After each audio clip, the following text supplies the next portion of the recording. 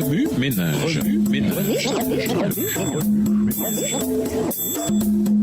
Bienvenue dans votre émission Remue ménage. Nous voilà au mercredi 10 août. Un toucher, rien qu'un toucher. Lisons Marc 8, les versets 22 à 25. Marc 8, les versets 22 à 25. Ils se rendirent à Bethsaïda et on amena vers Jésus un aveugle qu'on le pria de toucher. Il prit l'aveugle par la main et le conduisit hors du village, puis il lui mit de la salive sur les yeux, lui imposa les mains et lui demanda s'il voyait quelque chose. Il regarda et dit « J'aperçois les hommes, mais j'en vois comme des arbres et qui marchent. » Jésus lui mit de nouveau les mains sur les yeux, et quand l'aveugle regarda fixement, il fut guéri et vit tout distinctement. Les amis de l'aveugle supplièrent Jésus de simplement le toucher. Un simple toucher, rien de plus. Le Christ, cependant, ne se borna pas à cela. Il le conduisit hors du village, lui mit de la salive sur les yeux, lui imposa les mains et le guérit. Dans Marc 5, les versets 25 à 34, une femme toucha le vêtement de Jésus. En dépit de la foule qui le pressait, Jésus s'arrêta pour qu'elle sorte de l'ombre et se manifeste publiquement. À cette époque, cette femme aurait été considérée cérémoniellement impure en raison de sa perte de sang. Cependant, Jésus honora sa foi. Un jour, il toucha même des lépreux, en dépit du fait qu'à cette époque, on méprisait et fuyait comme la peste quiconque était atteint de la lèpre. Matthieu, Marc et Luc rapportent que Jésus guérit un homme de la lèpre en le touchant. Matthieu 8, le verset 3, Marc 1, le verset 41 et Luc 5, le verset 13.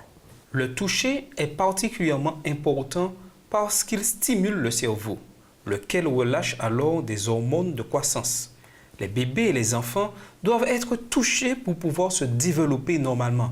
De même, pour croître dans l'amour de Dieu, nous devons être touchés par le Christ. Il a dit, je vous le déclare, c'est la vérité. Si vous ne changez pas pour devenir comme des petits-enfants, vous n'entrerez pas dans le royaume des cieux. Matthieu 18, verset 3.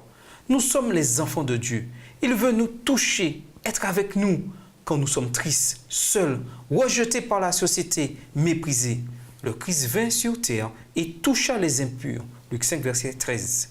Témoigna en faveur des méprisés, 19 les versets 1 à 10, et passa du temps avec les enfants qui avaient été rabourés, Matthieu 19, verset 14. Comment pouvez-vous toucher vos semblables aujourd'hui? Premièrement, parler aimablement et prononcer des paroles remplies de grâce. De telles paroles peuvent avoir un effet thérapeutique extraordinaire. Proverbe 16, verset 24. Veillez à ne pas critiquer. Ne vous précipitez pas pour trouver des fautes chez les autres. Souvenez-vous que les paroles désobligeantes peuvent détruire le peu de bonheur qu'une personne possède.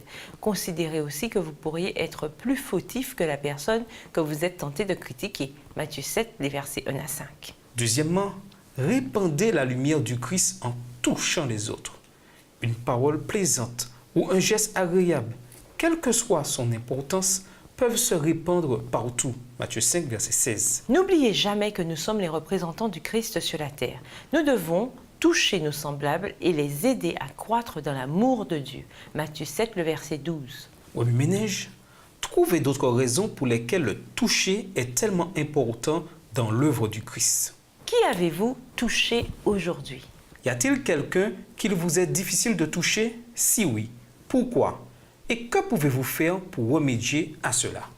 Au revoir. Et à demain si Dieu veut. Remue ménage.